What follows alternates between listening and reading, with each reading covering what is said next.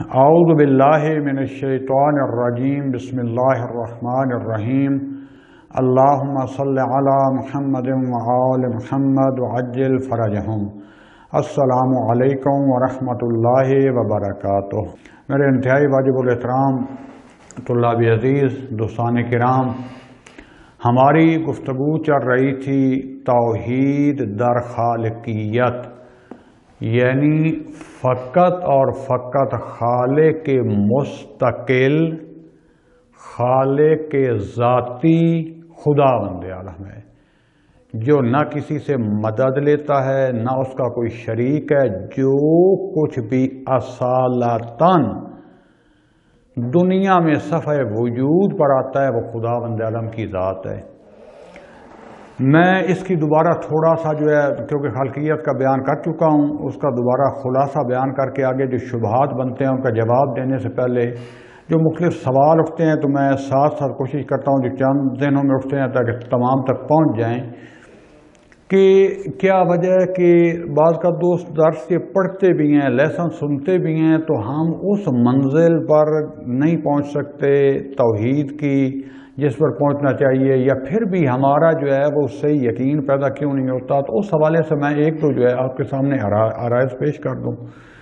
سب سے پہلے دو چیزیں ذہن میں رکھیں۔ ایک چیز میں پہلے بیان کر چکا ہوں، یہ جو پہلے اسلام شناسی کا معرف کا کورس کروایا تھا 7 کتابوں کا، جو کہ الحمدللہ یوٹیوب میں آ چکا ہے، اس میں یہ میں گفتگو کر چکا ہوں کہ جس طریقے سے کوئی ایک موٹر کار، لیپ ٹاپ، کمپیوٹر، موٹر سائیکل، کوئی بھی مشین بناتی ہے کمپنی، تو اس کا بنانے والا ساتھ ایک ہمیں کتابچہ سا دیتے ہیں جس پر ساری ہدایات لکھی ہوتی ہیں، اس کو چلانا کیسے ہے، اس کو فٹ کیسے کرنا ہے۔ مثلا اگر کار ہے تو اس کا موبائل وہ کب چینج کرنا ہے، اگر وہ پیٹرول پر چلے گی تو اس کی کیا صورتحال ہے، اگر وہ گیس پر چلے گی تو اس کی کیا صورتحال ہے، ڈیزل پر تو اس کی خاص، اس کے بعد اس کے ٹائر کیسے ہونے چاہیے، موٹر وے پر چلے گی تو کتنے رفتار سے، اگر عام روڈ پر چلے گی تو کتنی رفتار سے، اور اس کے بعد اس کے ٹائر کب چینج ہونے ہیں، اس کا آئل کب چینج ہونا ہے، اس کے بارے میں لکھا ہوتا ہے تاکہ ان احتیاط اور ہدایات کے مطابق چلائیں گے تو اس کی عمر لمبی بھی ہوگی اور اس کا فائدہ بھی صحیح حاصل کر سکیں گے۔ اس پوری کائنات کا خالق، ہم سب کا بنانے والا، کیونکہ خداوند عالم ہے، وہ ہمارے لیے بہتر سمجھتا ہے۔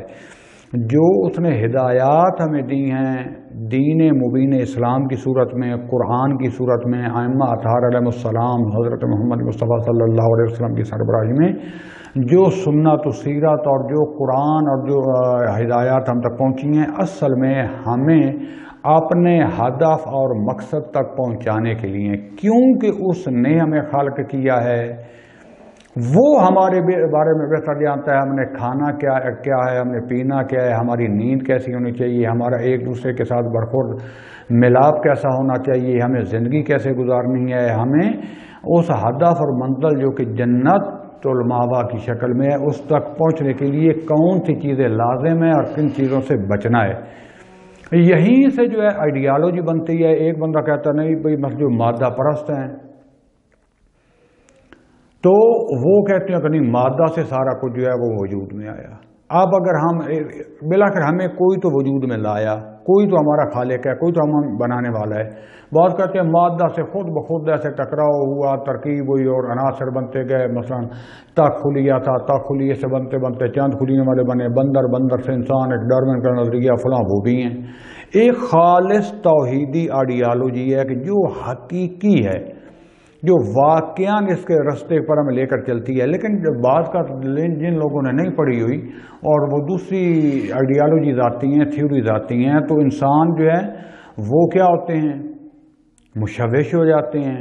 اب پھر اس دنیا میں دیکھتے ہیں ابھی موجودہ صورتحال، مثلا ایک نعرہ دیکھ خداوند عالم کہتا ہے جسم تمہارا ہے، باڈی، لیکن میں نے تمہیں دی ہے، اس کو ایسے استعمال کرنا ہے جیسے میں کہہ رہا ہوں۔ اس کے مقابلے میں کچھ لڑکیاں نکلتی ہیں، لڑکے وہ کہتے ہیں میرا جسم میری مرضی، میں جو کچھ کروں فلاں۔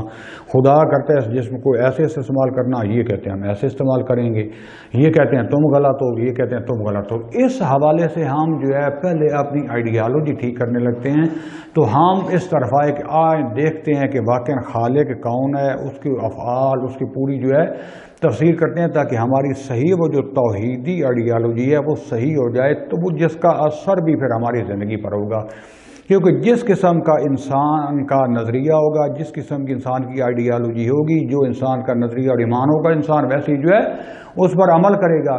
ایک بندہ کہتا ہے کہ فقط مثلا شیعوں میں سے کچھ آج کل کہتے ہیں کہ نعرہ حیدری لگاؤ، فقط یہ ایک چند رسوم ادا کر لو، اس کے بعد اہل بیت کے پاس اللہ نے جنت یہ جہان بنایا، جنت دوزخ اہل بیت کو دے دیا، یہ جس کو چاہیں، یعنی پارٹی بازی والا نظریہ جو ابھی ملک میں کرتا ہے کہ ہر بندہ اپنی جو راہ پر جو ہوتا ہے اپنے پارٹی کے لوگوں کی حمایت کرتا ہے، چاہے وہ حق پر ہوں چاہے باطل پر۔ تو اس سے کیا ہوگا؟ اس سے بد کرداری بڑھے گی، اس سے پھر خدا کی نماز ختم ہو جائے گی، اس سے سچ ختم ہو جائے گا، اس سے تمام چیزیں جو ہیں حقائق اور انسان اس رستے سے بھٹک جائے گا، فقط چاند مذہب جو ہے وہ بن کے خواب و خیال بن کر رہ جائے گا۔ ادھر سے دوسرے نکلیں گے جیسے داعش اور طالبان، تو ان کے نزدیک جو کچھ ہیں وہ ٹھیک ہیں، باقی کے گلے کاٹتے جاؤ، فساد مچائیں گے اور تباہی و بربادی ہوتی جائے گی۔ آئیڈیالوجی کمزور ہوگی، اس کا نتیجہ کیا ہوگا؟ آپ نے سنا ہوگا کہ ابھی کچھ دن پہلے جو ہے ایران کا ایک بہترین سائنسسٹ جو کہ ابھی کرونا کی دوائی بھی جو ہے اس کو بالکل 3 مراحل طے کر چکے تھے، بازار میں آنے والی تھی، اور ان کا باقی دفاعی حوالے سے بھی کیوں قتل کرا دیا؟ ان کے پہلے 4 ہو چکے ہیں پاکستان میں، پہلے اسرائیل نے جو ہے مصر کے جتنے حتی ڈاکٹر، عراق میں یہ ہوئے ان کے سائنسدان ڈاکٹر جتنے اعلیٰ دانشمند تھے ان کو قتل کروا دیا۔ کیوں؟ اور کن کے ہاتھوں؟ اپنے مسلمانوں کے ہاتھوں۔ ہم آج تک شیعہ سنی ایک دوسرے کے گلے کاٹ رہے ہیں، ایک دوسرے کو قتل کروا کے اسلام کا بول بالا کرنا چاہتے ہیں۔ باقی دنیا کوشش کرتی ہے کہ جو مخالف ہیں ان کو اپنے پاس لے کر آئیں، ہم جو اپنے پاس ہوتے ہیں ان کو بھی مخالف بنا دیتے۔ کیوں؟ وجہ یہ ہے کہ ہمارا عقیدہ، ہماری آئیڈیالوجی وہ صحیح اسلامک نہیں ہے، وہ خدائی نہیں ہے، جہان بینی جس کو کہتے ہیں۔ ہماری جو نظر ہے خالق کے بارے میں، جہان کے بارے میں، وہ بھی ٹھیک نہیں ہے، لہذا ہم خود خالق بن بیٹھتے ہیں۔ تو دوستان عزیز ایک ہی ہو گیا۔ اس کے بعد جب ہم یہ ہو گیا کلی بیعت، یہ جس نے بھی کرنی ہے وہ پہلے معرف کورس جو ہے ظاہر اس کو سننا پڑے گا، یا اور جو کتابیں ہیں وہ دیکھیں، میں ایک اشارہ کر دیا۔ دوسرا یہ ہے کہ مثلاً یہ جو ہم نے بحث شروع کی ہے خالقیت کی، جب ہمیں پتہ ہے کہ اللہ ہمارا ہے، وہی خالق ہے، مالک ہے، پھر اس پر اتنی دقیق بحث کیوں؟ کیونکہ یہ بھی ہمارے لیے حل نہیں ہے جب تک ہم مثلاً یہی بات کر رہا ہوں، یہ خالقیت کی بحث جو ہے، جو اشاعرہ تھے وہ بھی مسلمان تھے اہل سنت میں سے، وہ کیا کرتے تھے؟ وہ خدا کی خالقیت کو بچانا چاہتے تھے، لہذا یہاں تک پہنچے کہ جو کچھ بھی جہان میں ہوتا ہے وہ فقط خدا کے حکم سے ہوتا ہے، چاہے برا ہے چاہے اچھا، جبر کے قائل ہو گئے۔ جب انسان جبر کا قائل ہو جائے تو پھر جو ہے جنت اور جہنم پر اعتراض اٹھے گا کہ جب خدا کی عدالت پر، پھر اس کا مطلب خدا عادل نہیں ہے، کرواتا سب کچھ وہ ہے، اور جنت اور جہنم میں ہم جا رہے ہیں، ایک سے اچھا کروا دیا ایک سے برا کروا دیا۔ اس کے بعد جو ہے اسی کو بنو امیہ اور یہ جو سلاطین رہے ہیں ظلم و جور والے، وہ کیا دلیل لے کر آتے ہیں؟ سب سے زیادہ نظریہ انہوں نے پھیلایا ہے جبر والا۔ وہ کہتے تھے خدا بند عالم جس کو چاہتا ہے بادشاہ دیتا ہے، اسی کو جو ہے سلطانی دیتا ہے، بادشاہت دیتا ہے۔ خدا نے ہمیں اس قابل تھے تو ہمیں دے دی، لہذا ہم جو کچھ کریں آپ تحمل کرو۔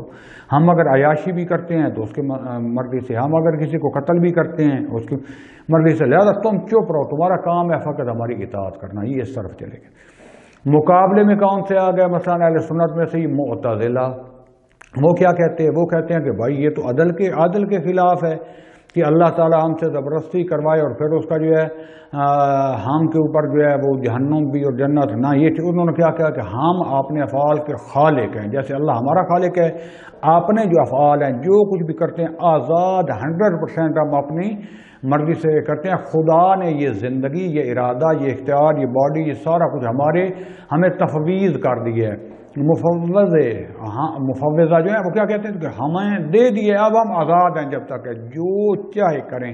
اپنے تمام افعال، اپنے اعمال کے خالق ہم خود ہیں، خدا کے مقابلے میں یہ آ گیا کہ یہ تو ادھر سے خدا خالق ہے، وہ بڑا خالق ہے، ہم چھوٹے خالق ہو گئے، یہ بھی شرک بنتا ہے۔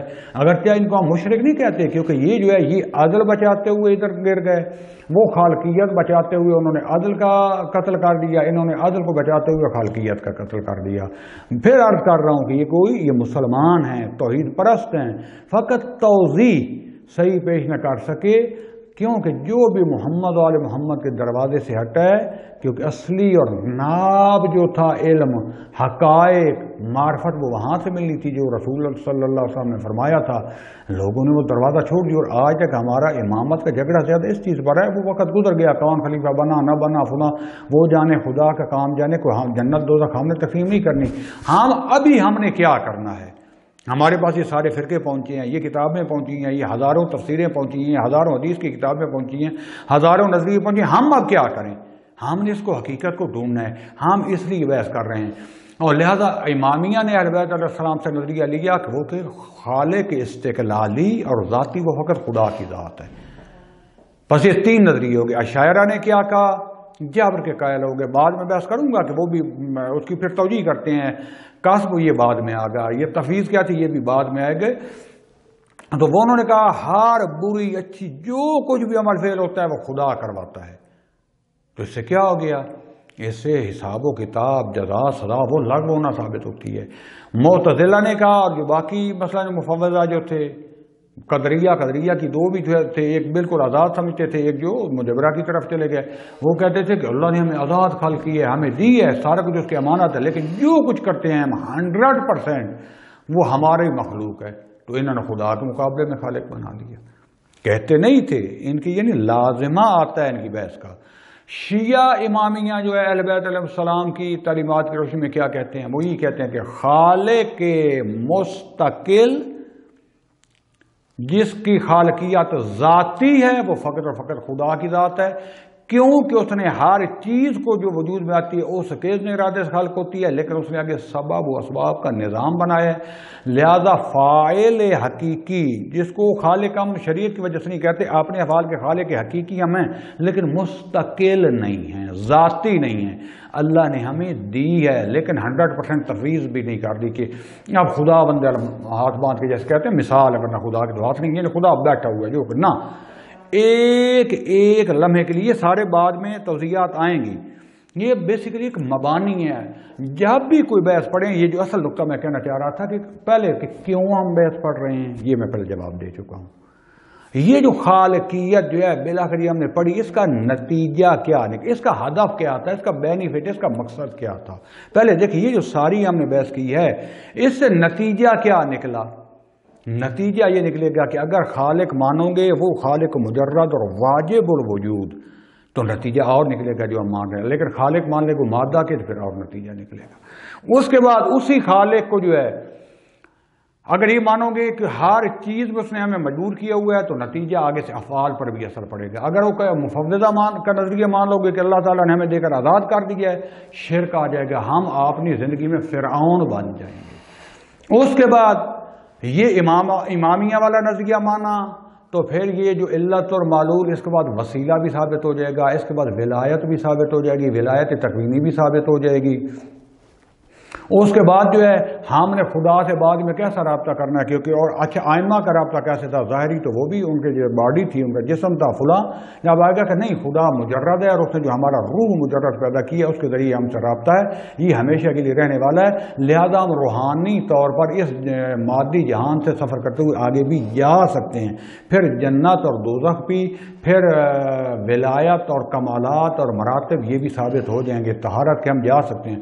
ورنہ اگر یہ نہ ہوا تو جو اپنا صرف وہ جو ڈائریکٹ والے ہمارے متکلمین میں سے ابھی بھی ہمارے علماء جو قائل ہیں، جو مثلا بحث آ جائے گی کہ آیا معجزہ یہ فعل خدا ہے یا فعل نبی ہے؟ فعل خدا تو وہی اشاعرہ والا نظریہ چلا جائے گا، ہماری شیعہ بھی موجود ہیں، ابھی بھی ہمارے مجتہدین میں سے ہیں، ان کے بھی اب دلائل پڑھیں، یہ بھی دلائل پڑھیں۔ اس کے بعد جو معجزہ کو فعل نبی سمجھیں گے کہ اللہ نے ان کو عطا کیا ہے اور ولایت تکوینی کے قائل ہو جائیں گے، ان کا نظریہ کچھ اور ہو جائے گا، ان کے اعمال اور افعال کچھ اور ہو جائیں گے۔ یہ پھر ہر چیز کو مشرک نہیں بنائیں گے، وہ ہر چیز کو غالی نہیں بنائیں گے۔ لیکن ابھی کیا ہے، جو اس سبب و اسباب کو، اس ولایت کو، اس درجات کو صحیح نہیں مانتے، خالقیت صحیح ان کے لیے نہیں ہوئی، ولایت تکوینی کا نام لیتے جاؤ، وہ شرک اور کفر کے فتوے لگا دیتے ہیں، وہ مفوضہ کہنے لگ جاتے ہیں، اور اس طرف جو حد سے معرفت سے بڑھ کر آگے چلے جاتے ہیں، وہ شرک کی اس میں زمرے میں چلے جاتے ہیں، وہ علی کو خدا ماننا شروع کر دیتے ہیں، وہ ائمہ کے جو ہے رازق ماننا شروع کر دیتے ہیں۔ کیوں؟ خالقیت ہی جس کی بنیاد اور ابتدا ہی درست نہ ہو، اس کے جتنا آگے چلتے جائیں گے فساد سے فساد چلتا جائے گا. اور یہی ہماری آئیڈیالوجی درست نہیں ہے دوستان. اکثر مسلمین کی یعنی اگر علماء کی درست بھی ہے تو ہماری عوام میں صحیح نہیں ہوئی تو اس کا نتیجہ کیا؟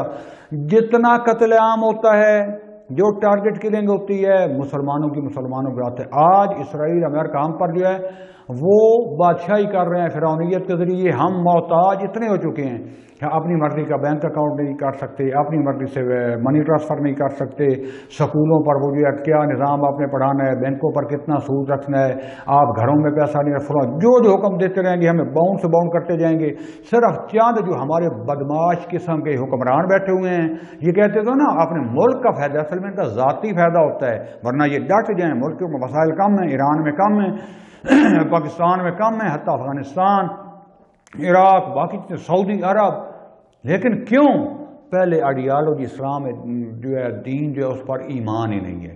اس کے بعد باقی عوام کی بھی آئیڈیالوجی نہیں ہے، وہ بھی خاموشی سے بیٹھے رہتے ہیں. کرتے کرتے فساد. نہ ہمارا کوئی سائنسدان اوپر آتا ہے، اگر کوئی ڈاکٹر آتا ہے تو اس کو ادھر لوٹنا شروع کر دیتے ہیں، پولیس شروع ہوتی ہے، ڈاکو شروع ہوتے ہیں، جگہ ٹیکس والے شروع ہوتے ہیں. جیسے آخر وہ بھاگ کے کہاں جی وہ چلا جاتا ہے یورپ میں، وہاں اس کو ہر چیز مل رہی ہے، کھانا اور سکون بھی رکھنا چاہتا ہے، وہ سارا فائدہ وہ اٹھاتے ہیں. ہمارے آپ نے علاج کروانے کے لیے گئے ہوئے، اگلے دن میں ایک ریٹائرڈ جنرل شعیب ان کا پڑھ رہا تھا، وہ کہہ رہے تھے اسرائیل سے ہمیں تعلقات رکھنے چاہیے. کیوں؟ وہ کہہ رہے تھے مجھے اس کا ایک سفارتکار ملا، فلاں ہوا، یہ ہوا، بات ہوئی. تو کہہ رہے تھے ہمارے ملک کے اپنے مفاد ہیں. ملک کے مفاد نہیں ہیں، اصل میں ان کی ذاتی مفاد ہیں. یہ جو ہمارے حکمران ہیں ان کے ذاتی مفاد ہیں. کیونکہ مثلا کیوں آپ جو انڈیا کے ساتھ جنگ نہیں لڑتے، کیوں ان کے پسینے چھوٹ جاتے ہیں؟ کشمیر جب ہمارا حصہ ہے، ہمارا ملک ہے، وہاں پر جو ہے دن رات قتل عام کبھی قسم کا ظلم ہو رہا ہے، کیوں آواز نہیں اٹھاتے؟ ان کی ساری لڑنا پڑے گا، اس میں جان جاتی ہے، جاگیریں جاتی ہیں، خوف کا شکار دنیا میں غرق ہو گئے ہیں. اور الزام کس پر لگائیں گے؟ وہ کہہ رہے تھے کہ 70 سال سے مولویوں نے ایک بتی کے پیچھے لگے ہوئے. کون سا مولوی حکومت میں آئے؟ مولویوں کا ایک کام تھا دینی طور پر جتنا وہ سمجھے، جیسے آپ میں فساد ہے ان میں بھی فساد ہے، غلط لوگ ہیں، لیکن آپ جہاں جنازہ پڑھانا ہو جنازے والا ملتا ہے، نکاح والا ملتا ہے، تبلیغ والا ملتا ہے، امام مسجد ملتا ہے، ان کی کوئی کمی نہیں ہے. آپ بتائیں جن کے پاس حکومت تھی کہاں ڈاکٹر؟ کیوں آپ علاج غریب ہمارے پاکستان کے غریب جو ہے علاج کروانے جاتے ہیں؟ آپ سارے بڑے بڑے جو ہمارے عہدے پر ہے یہ سارے کرانے کے لیے علاج جاتے ہیں، غریب بیچارہ کون جاتا ہے؟ لیکن الزام پھر مولویوں پر، غریبوں پر، کیونکہ ان کی عیاشی. مین وجہ کیا ہے دوستان عزیز؟ ہماری آئیڈیالوجی، ہمارا نظریہ، ہمارا عقیدہ ہی واضح نہیں ہے. لہذا کبھی ہم کسی مولوی کے پیچھے ہوتے ہیں، کبھی کسی سیاستدان کے پیچھے ہوتے ہیں، کبھی کسی جرنیل کے پیچھے ہوتے ہیں، کبھی کسی ٹھگ کے پیچھے ہوتے ہیں، اور تباہی سے تباہی. کیوں؟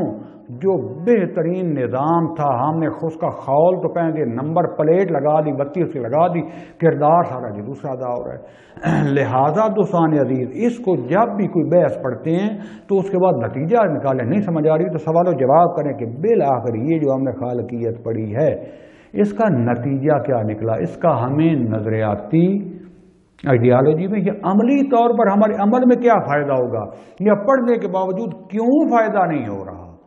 یہ جب تک ساتھ ساتھ دقیق نہیں کریں گے ہمارا کوئی حل نہیں نکلے گا. لہذا یہاں تک ہم نے توحید در خالقیت کا نظریہ یہ پڑھا کہ ہمارے نزدیک نہ اشاعرہ کا درست ہے، وہ خالقیت کو درست کرتے کرتے عدل کو انہوں نے تباہ دیا. جو معتزلہ کی طرف نسبت دی جاتی ہے انہوں نے عدل بچاتے بچاتے خالقیت کا جو ہے وہ بیڑا غرق کر دیا. جو حقیقی نظریہ وہ یہ ہے کہ ہر چیز کا خالق مالک مستقل اور ذاتی و خداوند عالم ہے. آگے باقی ہر قسم کی مخلوق کائنات میں خدا نے علت و معلول کا یہ سبب بنایا ہے، لیکن یہ علت و معلول بھی تامہ نہیں ہے. جب تک کہ خدا کا ارادہ، خدا کی ولایت، اس میں قدرت شامل نہ ہو اس وقت تک کوئی فعل، کوئی وجود دنیا میں آ نہیں سکتا.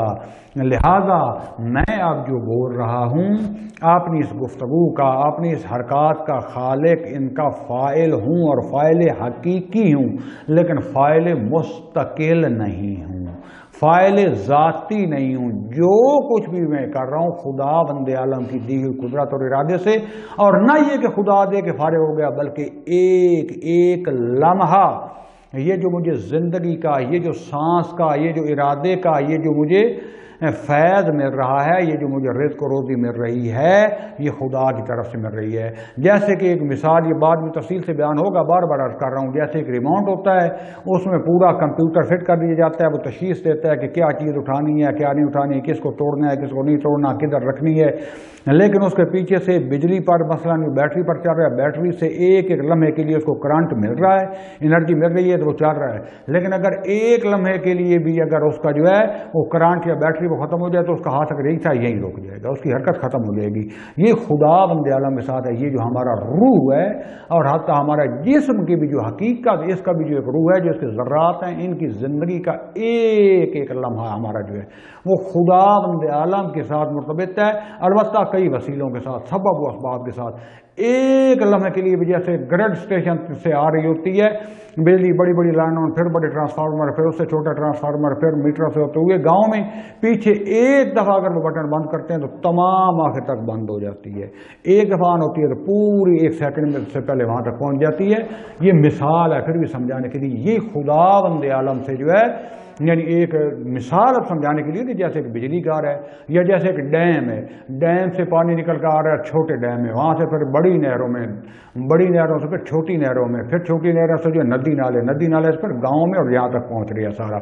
اسی طریقے سے خدا بند عالم کی طرف سے جو بھی فیض، جو بھی وجود، جو رزق و روزی جو کچھ مل رہا ہے، دینے والا خدا ہے، لیکن خدا عقل اول عقل دوم یہ فلسفے کی اصطلاحیں صاف رواز میں جو محمد و آل محمد کے ذریعے سے جو ہمارے اعمال جو اوپر کلمات جاتے ہیں وہ بھی ان کی مہر لگ کر ان کے ذریعے، ان کے وجود کے ذریعے، اور جو خدا کی طرف سے فیض آتا ہے کسی قسم کا رزق فیض وجود وہ بھی ان کے ذریعے سے۔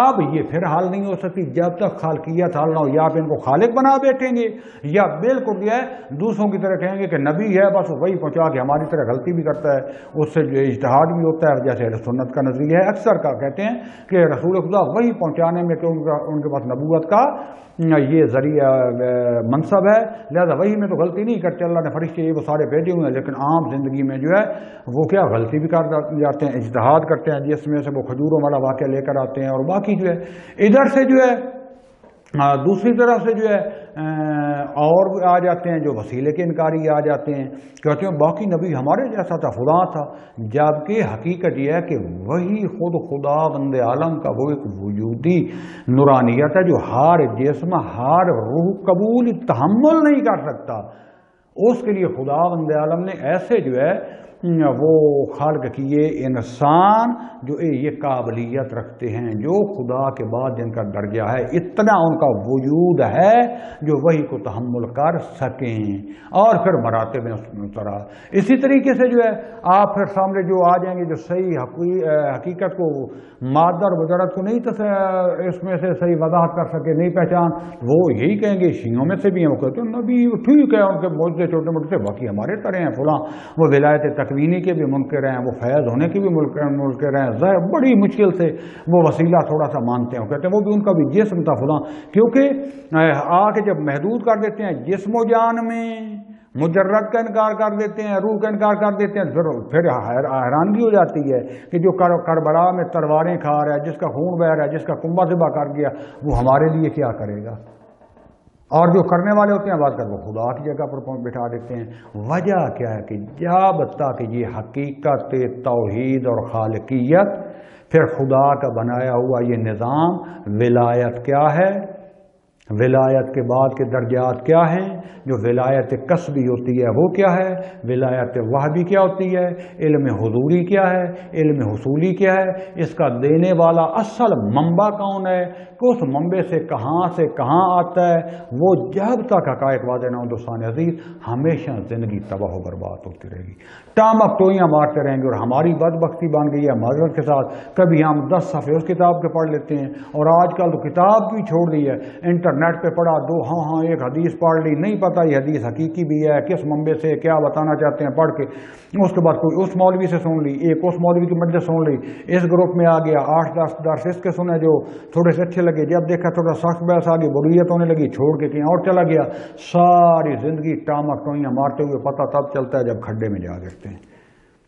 لہذا دوستان عزیز، جو انسان اپنی قوم کو بنانا چاہتا ہے، اپنی قوم کی ترقی کی خاطر قربانی دینا چاہتا ہے، اپنے کنبے کو، اپنی ذات کو خدا کے قریب اور دنیا میں بھی ترقی دینا چاہتا ہے، اس کو دن رات کوشش کرنی چاہیے کہ ان حقائق کا پتہ ہونا چاہیے گا جو اسلام نے، جو خدا نے ہمارے سامنے رکھ دی ہیں، وہ تجربے کر کر کے پہنچ رہے ہیں، ہمارے پاس ہر چیز ثابت شدہ موجود ہے، ہم اس پر عمل کرنے کے لیے تیار نہیں ہے۔ کیوں؟ کیونکہ ہمیں ان کا علم ہی نہیں ہے، معرفت ہی نہیں ہے۔ لہذا بنا ہوا گروپ ایک جناب سید جواد کے خلاف لگا ہوا ہے، دوسرا ڈکو صاحب کے خلاف، تیسرا راجہ ناصر کے خلاف، چوتھا جو ہے ساجد نقوی صاحب کے خلاف، ادھر سے آتے ہیں تو کوئی جناب رہبر کے خلاف، کوئی جناب سستانی کے خلاف، دن رات ایک ہاتھ سنبھالا ہوا ہے۔ پہلے تو ہم کہتے تھے نا ایجنسیاں پیسے دے کے کرواتی ہیں، اب تو ان کو یہ بھی ضرورت نہیں رہی، وہ تھوڑا سا لگا دیتے ہیں، ماحول بنا دیتے ہیں، خود ہی یہ بیٹھ کے اپنے مذہب کا، پہلے مذہب ایک دوسرے کا، شیعہ سنی کا، سنی جو ہے وہابی کا، وہابی جو ہے دیوبندی کا، دیوبندی اہل حدیث کا، کر کر کے پھر پورے ایک دوسرے کی تباہی پھر فرقوں کے اندر شروع ہو گئی، اور ہم نے آج تک کوئی پلے کاک نہیں چھوڑا، تباہ و برباد کر دی۔ اس لیے حقیقت اس لیے کہ ہمارے عقائد، ہماری آئیڈیالوجی وہ نہیں درست تھی۔ نبی کے بعد کیا شروع ہو گیا، وہ تو کیا ہوا گزر گیا۔ آج ہمیں کیا کرنا چاہیے؟ تو اس کا بہترین حل ہے نفس کی طہارت، پاکیزگی کے ساتھ پہلے اپنی آئیڈیالوجی اور اپنے عقائد یہ ٹھیک کیے جائیں۔ جب تک یہ ٹھیک نہیں ہوں گے اس وقت تک ہم نہ دنیا میں ترقی کر سکتے ہیں، نہ آخرت میں ہمارے پلے کچھ، نہ خدا ہی ملا، نہ فصال صنم، نہ ادھر کے رہے نہ ادھر کے رہے۔ معذرت تھوڑا ٹائم زیادہ ہو گیا تو، لیکن یہ مقدمہ پھر کبھی کبھی ضروری چیزیں آ جاتی ہیں کہ جو ساتھ ساتھ بتانی، کیونکہ یہ ساری بحثیں سننے کے بعد بھی بعض دوست پھر اعتراض کرتے ہیں کہ چیز سمجھ بھی لیا تھا، پڑھ بھی لیا تھا، بات کو صحیح سمجھ نہیں آتی۔ بعض کہتے ہیں کہ پڑھنے کے اس کا فائدہ کیا، ہدف کیا؟ جب فائدے اور ہدف کے پتہ نہ ہو تو ہماری زندگیوں میں یہ نافذ کیسے ہوگا؟ لہذا جب ہم نے یہ صحیح نظریہ پیش کر دیا خالقیت کا، کہ جو قرآن کی آخری آیت کی جو بہت زیادہ آیتیں پڑھی، ان میں سے بسم اللہ الرحمن الرحیم، وما رمیت اذ رمیت ولکن اللہ رمی، کہ تو نے نہیں پھینکا جب تو نے پھینکا، یعنی تو نے بھی پھینکا اور رسول نے پھینکا۔ صاف سی بات ہے، ایک واضح سی، جو ہم کام کرتے ہیں ہمیں یقین ہوتا ہے کہ ہم خود کر رہے ہیں، اب یہ تو کوئی دلیل لانے کی ضرورت نہیں ہے۔ آپ سب کو پتہ نہیں ہوتا کہ میں خود بول رہا ہوں، میں خود غصہ کر رہا ہوں، میں خود یہ چیز جو ہے مثلا مار رہا ہوں، یہ پھینک رہا ہوں، یہ اٹھا رہا ہوں، یقینی طور پر نفس ہمارا ہمیں بتاتا ہے اور ہمیں یقین ہے کہ ہم خود کر رہے ہیں۔ لیکن کیسے؟ پھر خدا خالق کیسا ہوا؟ یہ وہ نظریہ تھا کہ عمومیت خالقیت خدا کی ہے، بعد میں ڈائریکٹ ہم ہیں، لیکن ہم مستقل نہیں ہیں، ہم ایک وسیلہ ہیں، ایک حد تک مستقل بھی ہیں، 100% مستقل نہیں ہیں، مفوضہ میں سے نہیں ہے، مجبرہ میں سے نہیں ہے۔ لہذا اس فعل کی خدا کی طرف نسبت ہے کہ وہ خدا جس نے ارادہ دیا، جس نے اختیار دیا، اور جو ایک ایک لمحے کے لیے ہمیں سانس زندگی جو دے رہا ہے اور ہمیں قدرت دے رہا ہے اور ہمیں مانے نہیں ہو رہا، یعنی اس نے ہمیں اختیار دیا ہوا ہے۔ اگر وہ چاہے تو ابراہیم کو آگ سے بچا دے، اگر وہ چاہے تو جناب نوح علیہ السلام کو پتھروں سے نیچے نکال دے، بچا دے، اور ہزاروں آپ نے معجزات دیکھے ہیں کہ معجزات ہوتے ہیں۔ لیکن حقیقت میں یہ جو نظام علت و معلول سبب و اسباب سمجھ آ جائیں گے تو ولایت تکوینی بھی سمجھ آ جائے گی، اور باقی ولایتیں اور توحید کی حقیقت بھی سمجھ آ جائے گی۔ وسیلہ پھر کیا ہے؟ پھر وسیلے کو آپ وسیلہ مانیں گے، وسیلے کو خدا نہیں مانیں گے، چھوٹا خدا نہیں مانیں گے۔ تو لہذا دوستان عزیز، جب یہ ساری چیز واضح ہو گئی کہ خالقیت بالذات اور اصیل اور استقلالی منحصر ہے خداوند عالم میں، اور باقی اسباب طبیعی اور جو یہ ہم جیسے فاعل جو باشعور ہیں، یہ خدا کے اذن و مشیت و ارادہ کے ساتھ یہ فعل بھی انجام دیتے ہیں۔ لہذا فعل ان کے ساتھ بھی حقیقی طور پر منتصل ہوتا ہے، لیکن استقلالا نہیں، بالذات نہیں۔ تو یہ جب سمجھ ہوگی پھر یہ پورا نظام بھی، خالقیت بھی، توحید بھی سمجھ میں آ جائے گی۔ اب یہ بحث کرنے کے بعد یہاں پر اب شبہات چند پیدا ہوتے ہیں۔ سب سے پہلا شبہ جو ہے وہ ہے ثنویہ جو ہیں، یہ متکلمین پر، ہم پر اعتراض کرتے ہیں کہ جب آپ کہتے ہو کہ خدا ہر چیز کا خالق ہے، جو صحیح آپ نظریہ بھی پیش کر رہے ہیں، تو پھر یہ جو کبھی امور ہیں یہ ان کا خالق بھی تو پھر خدا ہوگا۔ یہ جو شبہ جبر دل افعال ارادی، یعنی جو کچھ ہم کرتے ہیں پھر خداوند عالم خالق، جب آپ کہہ رہے ہیں کہ مستقل خالق وہ ہے، تو ہم سے جو نعوذ باللہ کو خدا نہ کرے کوئی شراب پی لے، کوئی زنا کر لے، کوئی قتل کر لے، کوئی کسی کی جو ہے کہ دو چار مثلا ڈنڈے لگا دے، تھپڑ مار دے، تو یہ تو خدا خالق ہے نا، خدا کروا رہا ہے، کیونکہ ہر چیز کا خالق خدا کر رہا ہے۔ تو اس کو کہتے ہیں شبہ ثنویت۔ اس میں پھر آ جاتا ہے شبہ شرور۔ شرور کیا ہے؟ شرور جو ہے یعنی اگر آپ کہتے ہیں کہ خدا بند عالم خالق بھی ہے اور خالق ہے خیر کا، تو پھر یہ جو شر جو ہے، یہ شر کہاں سے آیا؟ شر یعنی جتنی بیماری، مصیبتیں، تکلیفیں، یہ سیلاب، یہ فلڈ، یہ اچھا سانپ، خدا نے سانپ کو کیوں پیدا کیا؟ اس کا فائدہ میں کیا ڈستا ہے، فائدہ ہو بھی صحیح، ڈستا ہے اس میں ظاہر ہے، بچھو کو پیدا کیوں، مچھر کو پیدا کیوں کیا؟ یہ فلڈ جو آتا ہے، زلزلے جو آتے ہیں، یہ پھر ان کا بھی خالق خدا ہے۔ یہ جو کینسر بن جاتی ہے، جتنے ابھی یہ کرونا وائرس آیا ہوا ہے، خالق تو خدا ہے، کہ خدا نعوذ باللہ ہمارے اوپر یہ سارا کچھ کر رہے ہیں، تو اس کا مطلب ہے خدا شر کا خالق ہے۔ تو پھر جو ہے یہ قاعدہ ہے کہ جس میں جو چیز پائی جاتی ہے آگے وہی دے سکتا ہے۔ میں سادہ عربی کی اصطلاح بیان نہیں کرتا ہوں، جو بھی مثلا مجھ میں علم ہے تو میں کسی کو علم دے سکوں گا، اگر مجھ میں علم نہیں ہے تو میں کسی کو علم کیا دوں گا۔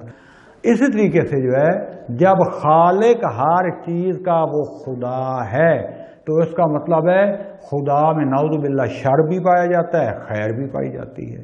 تو اس کو کہتے ہیں شبہ ثنویت۔ اور اس کے بعد ایک آ جائے گا وہ جبر والا تو ہم جو ہے وہ ہو جائے گا خالقیت و افعال کبیح۔ یہ انشاءاللہ جو ہم باقاعدہ جبر کی جب بحث ہے کہ وہاں بیان کریں گے، لیکن یہ جو شرور، یہ اصل شرور ہوتے کہ ہیں شر، یعنی یہ بیماری، مصیبت، قاتل، فلڈ، زلزلہ، وائرس، جو خدا نے برود مثلا کیوں بنایا؟ اگر برود نہ ہوتا تو یہ دھماکے ہی نہ ہوتے، اتنے بندے ہی نہ مرتے، تو خدا بند عالم نے کیوں خلق کیا فلاں؟ تو یہ جو ہے آیا یہ خدا میں پایا جاتا ہے، خدا ان کا خالق ہے، تو پھر خدا میں شر بھی ہے نعوذ باللہ اور خیر بھی ہے، خدا مرکب ہو جائے گا، جبکہ پہلے ہم ثابت کر چکے ہیں مرکب نہیں ہے۔ تو اگر مرکب نہ بھی ثابت کریں پھر ہوگا جتنے بھی، کیونکہ خالق ہر چیز کا خدا ہے، تو جتنے بھی افعال کبھی ہو رہے ہیں بالآخر یہ خدا بند عالم کے اتنے ارادے سے ہو رہے ہیں۔ تو اس کا کیا جواب ہے آپ کے پاس؟ یہاں بندہ کے مجبور ہو جاتا ہے۔ تو خدا نے چلا توفیق دی تو کل یہ شر کی بحث اپنے سامنے پیش کروں گا۔ آج کا اتنا یہ جو میں ضروری سمجھتا تھا کہ آپ کے سامنے واضح ہو جائے کہ ہم یہ بحثیں کیسے سمجھیں۔ ان کا جب بھی کوئی بحث کرنے لگیں پہلے سوال کریں بحث کیوں کر رہے ہیں، اس کا ہدف اور مقصد کیا ہے، جب پڑھی کہ اب اس کا نتیجہ کیا ہے۔ مثلا ہم نے یہ توحید در خالقیت یہ جو پڑھ لی ہے، اس کا نتیجہ کیا ہوگا، ہمارے عمل میں کوئی فرق آئے گا، ہماری ذہن میں کوئی فرق آیا ہے، ہم کیا اس کا نتیجہ کیا نکلا۔ صلی اللہ علی رسول الکریم وعلی اولادہ الاطیبین الاطہرین والحمد للہ رب العالمین، والسلام علیکم ورحمۃ اللہ وبرکاتہ۔